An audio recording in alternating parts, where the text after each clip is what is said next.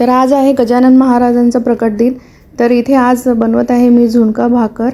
तर चला बनवूया। तर आता मी घेतला आहे एका कढईमध्ये तेल, त्यामध्ये टाकले आहे मोहरी आणि जिरे। तर एक लांब चिरलेला कांदा मी यामध्ये घातलेला आहे। त्यानंतर मी टाकले आहे लसूण आणि मिरची, ते क्रश करून घेतल्या होत्या।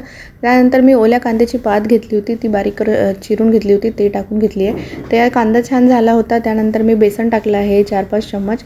तर जितकं तेल असते तितकंच बेसन टाकायचं आणि बेसन छान यामध्ये खमंग असं भाजून घ्यायचं। तर बेसन जेव्हा आपण भाजतो तेव्हा एक वेगळाच सुगंध येतो। तर तेव्हा समजून जायचं की आपलं बेसन झालेलं आहे। त्यानंतर तुम्ही बघू शकता आता इथे बेसन झालं आहे। तर मी आता इथे ॲड केलं आहे टमाटर आणि मी आता इथे टाकत आहे हळद, तिखट आणि मीठ चवीपुरते टाकून घ्यायचं आपल्या चवीनुसार। त्यानंतर याला छान असं फिरवून घ्यायचं आणि त्याला झाकून थोडा वेळ स्टीम येऊ द्यायची। तर मी बाजूला रव्याचा शिरा पण बनवत आहे। तर तुम्ही बघू शकता तिथे मी झाकून ठेवलं होतं। आता आपलं छान जे टमाटर आहे ते मऊ पडलं आहे। तर त्याला एकदा छान असं फिरवून घेतलं आहे मी। तर यामध्ये आता मी थोडंसं पाणी असं टाकून घेत आहे। तर जास्त पाणी टाकायची गरज पडत नाही, कारण हे आपलं छान मोकळं असं बेसन होतं, म्हणजे पिठलं होतं। तर आता त्याला झुणका पण म्हणतात। तर आता मी इथे छान त्याला झाकून ठेवलं होतं आणि त्याला स्टीम येऊ दिली होती। त्यानंतर मी याला टाकलं आहे कोरिएंडर फ्रेश चिरलेला। त्यानंतर परत मी एकदा थोडंसं असं त्याला छान झाकून ठेवलं होतं, म्हणजे ते छान स्टीम येतं।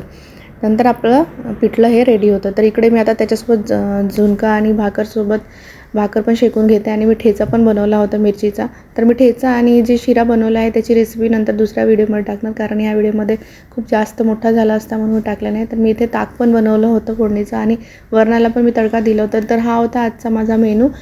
तर गजानन महाराजांचे प्रकट दिनाचे तुम्हा सगळ्यांना शुभेच्छा। तर तुम्हाला ही रेसिपी, हा व्हिडिओ कसा वाटला नक्की कॉमेंट करून सांगा। तर आम्हाला ठेचा, झुणका आणि वरण आणि माझं सगळ्यात फेवरेट डिश आहे झुणका। माझी one of the my favourite dish आहे, मला खूप आवडतो। तर हे आता मी बनवत आहे ताट।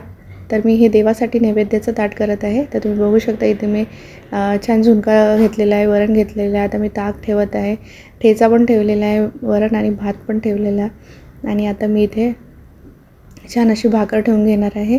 आणि हे सगळ्यात पहिले आम्ही नैवेद्य देवाला दाखवलं होतं, त्यानंतर मी वीरला दिलं होतं हेच ताट। तर वीरनी नैवेद्य देवाला दाखवलं होतं आधी, देवाला नेऊन दाखवल्यानंतर त्यांनी तेच ताट घेतलं होतं। तर अशा प्रकारे गजानन महाराजांचा प्रकट दिन आम्ही सेलिब्रेट केला आहे सकाळी सकाळी। तर तुम्हाला आवडला असेल हा व्हिडिओ तर नक्की लाईक, शेअर आणि कॉमेंट करा। आणि कोण गजानन महाराजांचं प्रकट दिन कशा प्रकारे साजरे करतात हे पण मला कमेंट करून नक्की सांगा। तर वीरला तर हे खूप आवडलं होतं आजचं ताट, आणि त्याला जेव्हा सगळं ताट सजवून देतात तेव्हा त्याला खूप आवडते। तर भेटूया नेक्स्ट व्लॉगमध्ये। Bye bye.